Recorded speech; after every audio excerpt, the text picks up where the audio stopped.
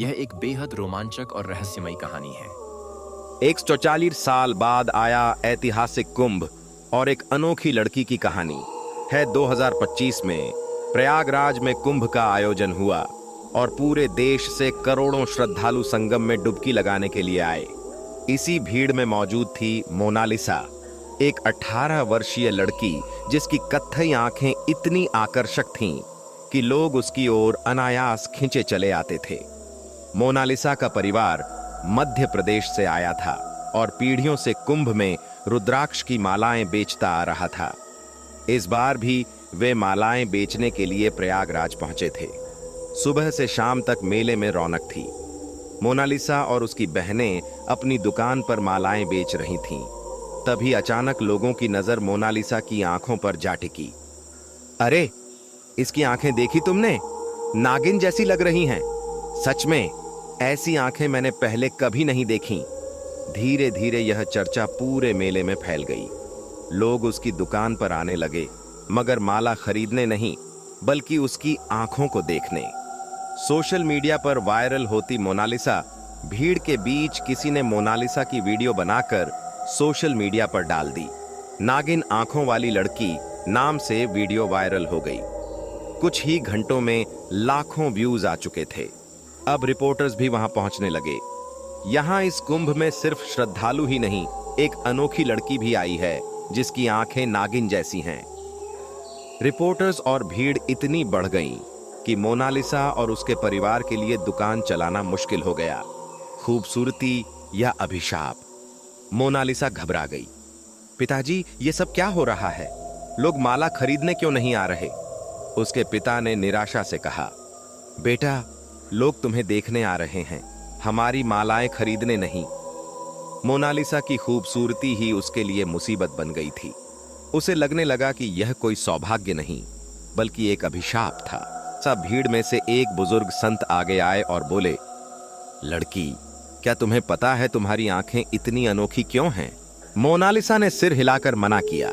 संत मुस्कुराए और बोले, तुम्हारी आंखें एक वरदान हैं जो तुम्हारी आत्मा की पवित्रता को दर्शाती हैं। लोग तुम्हारी सुंदरता के पीछे भाग रहे हैं, मगर असली सुंदरता तुम्हारे कर्मों में है।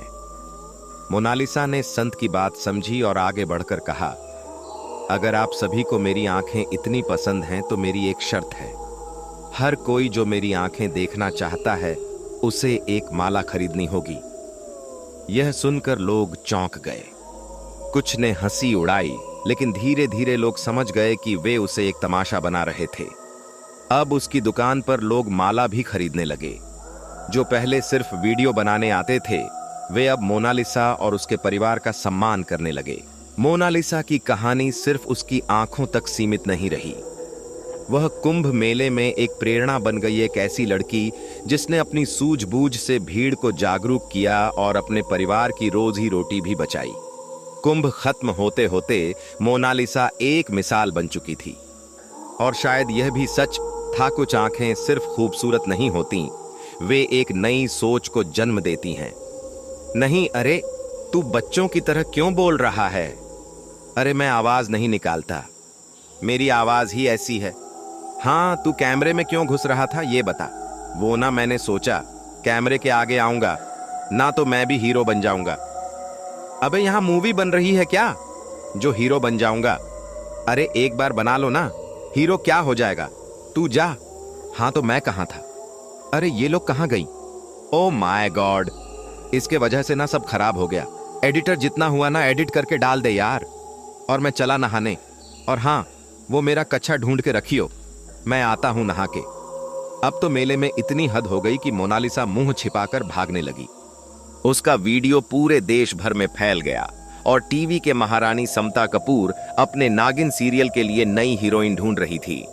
मोनालिसा घर चली गई और इधर समता कपूर, तुमसे कितनी बार कहा है मैंने कि मुझे एक नया चेहरा चाहिए, तुम्हें समझ में नहीं आता क्या? इन हीरोइनों के नखरे उठा उठा के परेशान हो चुकी हूं। मुझे नहीं चाहिए हीरोइन, मैं चाहती हूं कि मेरे शो के लिए कोई नया चेहरा आए। तुम्हें एक काम दिया है तुमसे, वह भी नहीं होता। अगर तुमसे नहीं होता है तो साफ साफ बता दो, मैं खुद कर लूंगी। ये काम मैडम मैं ट्राई ही तो कर रहा हूं, पर कोई पसंद नहीं आ रही। तो मैं क्या करूं? मेरा मतलब है कि कोशिश कर ही रहा हूं। मैं तुम्हें आखिरी बार बोल रही हूं कि अगर मुझे कोई नया चेहरा नहीं मिला तो तुम्हारा क्या होगा वो तुम खुद सोच लेना। जॉब तो जाएगी ही और कैरियर तुम्हारा डूबेगा, वो अलग। दरअसल समता कपूर को एक खूबसूरत नए चेहरे की तलाश थी। तभी उसके फोन पर एक रिंग बजती है। समता अपना फोन देखती है। वीडियो देखकर समता कहती है कि इस लड़की की आंखें तो बिल्कुल नागिन जैसी है और यही लड़की हीरोइन बनेगी। और इधर मोनालिसा फिर से कुंभ पहुंच जाती है। अब किसी को पता नहीं चलेगा। निशा, यह लोग ना फिर तुझे ढूंढ ही लेंगे। कैसे ना कैसे करके हूं, जितना छुपेगी ना ये तुझे उतना ढूंढ लेंगे। अरे तुम तो मोनालिसा की बहन हो ना? हाँ बताओ क्या काम है? अरे वाह वाह, अरे वाह वाह, बल्ले बल्ले, मैंने ढूंढ लिया। उसको ना सही, उसकी बहन को ढूंढ लिया। हाय, मैं हूं भोजपुरी पिक्चर का बहुत बड़ा डायरेक्टर और मैं चाहता हूं तुम्हारी बहन के साथ पिक्चर बनाना और उनको काम देना। तो बताओ कहां है तुम्हारी बहन? अरे भोजपुरी पिक्चर में हमारे नाम से लोग थर थर कांपते हैं। अरे हमसे काम लेने के लिए सब में इच्छाधारी नागिन के रूप में छा गई। हर किसी की जबान पर बस उसका ही नाम था और वो टीवी की सफल हीरोइन बन गई और कहलाई इच्छाधारी नागिन।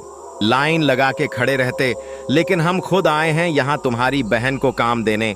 अब बुलाओ, बहन को बुलाओ। चल भाग जा यहाँ से। मुझे तुम लोगों के ना सारे बहाने पता है, भागो यहाँ से।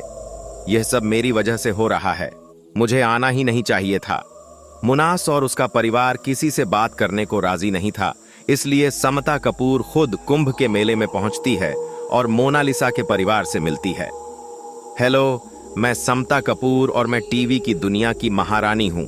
मतलब मुझे सब जानते हैं और मेरा नागिन शो वह तो बच्चा बच्चा देखता है। तो तुम्हें देखकर मैं सोच रही हूं कि तुम्हें अपनी नागिन शो में नागिन कैरेक्टर दूं। नागिन तुम्हें क्या मैं साफ लगती हूं? अरे नहीं नहीं, तुम गलत समझ रही हो। मैं तुम्हें अपने शो में इच्छाधारी नागिन का कैरेक्टर देना चाहती हूँ। सोच लो, अगर तुमने एक बार यह कैरेक्टर कर लिया ना तो तुम्हारी लाइफ बन जाएगी। काफी मेहनत के बाद आखिरकार मोनालिसा और उसका परिवार इस बात के लिए मान जाता है और मोनालिसा समता के साथ मुंबई आ जाती है और सीरियल शूट करती है। सीरियल शूट हो जाता है और आज सीरियल का पहला एपिसोड टेलीकास्ट हुआ था, जो काफी ज्यादा हिट हो जाता है। देखा, मैंने कहा था ना कि तुम परफेक्ट हो इस कैरेक्टर के लिए।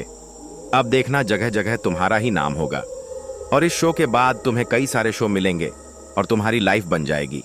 ये तो मैंने सोचा ही नहीं था, इसके लिए आपका धन्यवाद। और इस तरह मोनालिसा घर घर में इच्छाधारी नागिन के रूप में छा गई। हर किसी की जबान पर बस उसका ही नाम था और वो टीवी की सफल हीरोइन बन गई और कहलाई